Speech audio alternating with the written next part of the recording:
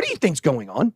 Do you think I'm talking about Pi Network because I'm in the background, I've got a giant bag that's on an enclosed network that you can't move off, and I'm hoping the price is going to skyrocket while I'm talking about it so I can dump my bags on exchanges where it's not even really tradable?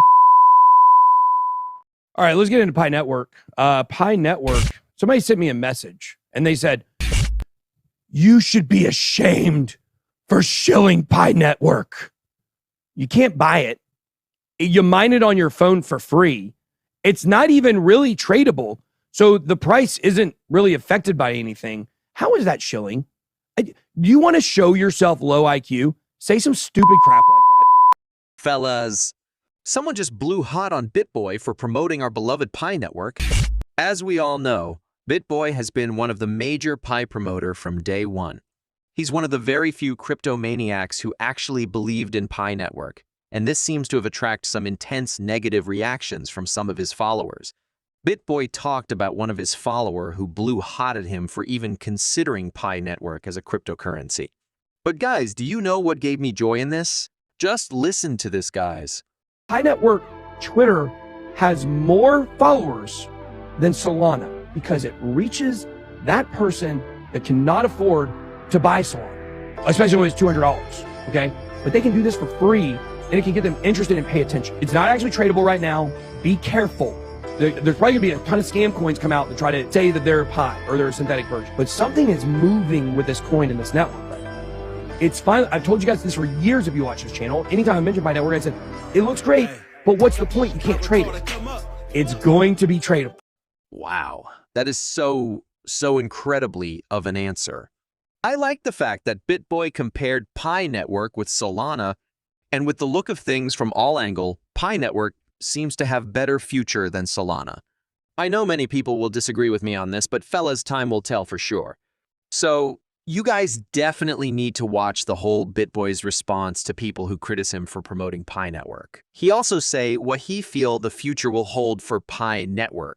But just before I proceed to show you the rest of Bitboy's video, kindly encourage us by dropping a like to this video and also subscribe if you haven't done so.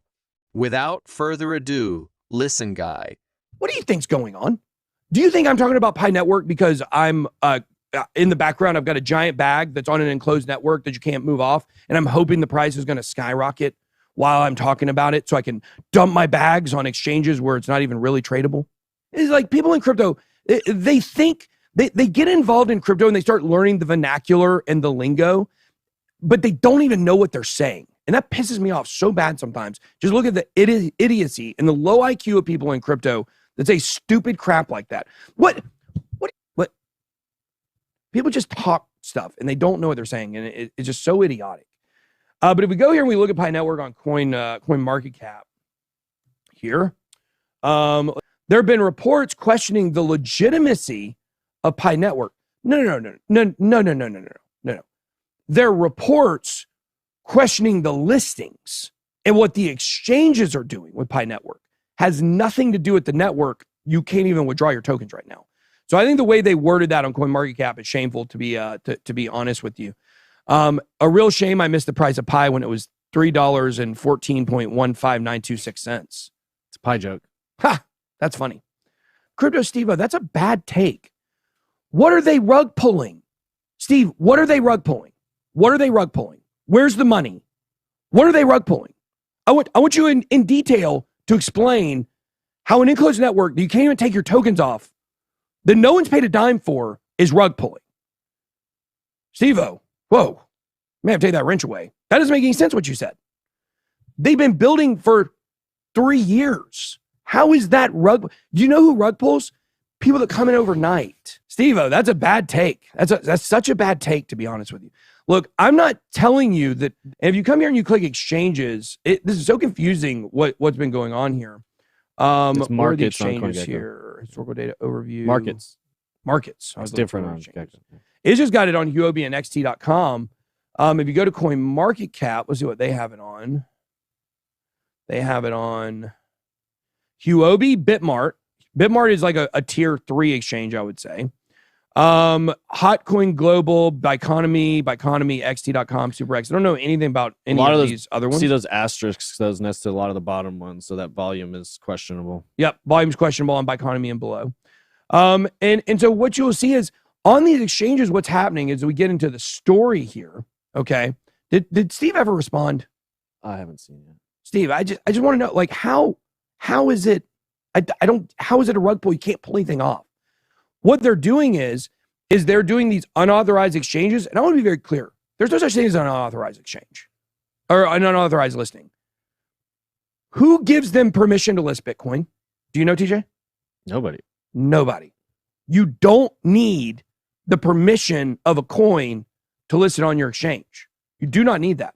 Okay. So let's get into the story here about Huobi. I'm worth, according to one exchange, it was trading for $5,500 a coin. I'm worth, I think, $4 billion right now. So problem solved. On December 29th, crypto exchange Huobi Global announced the listing of Pi, the native token of the Pi Network. In the 24 hours following the announcement, the Pi token surged 461% from $44. That'd be a nice price. To $233 at the time of writing, according to CoinGecko data. In addition, the token price reached an all-time high.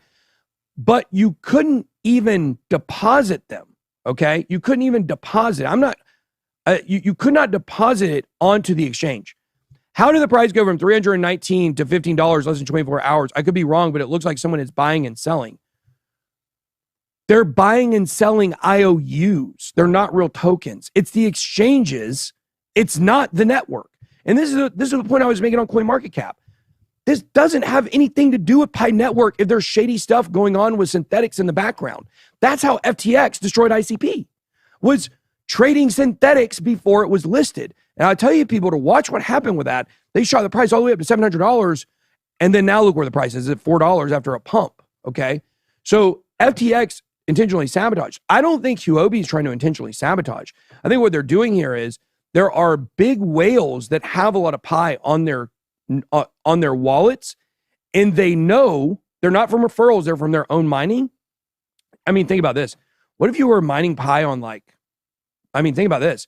If I was mining Pi on every computer here at the office or every mobile device here at the office, like I could have several 100,000 of these, and I'm guaranteed to get them because I've already done KYC.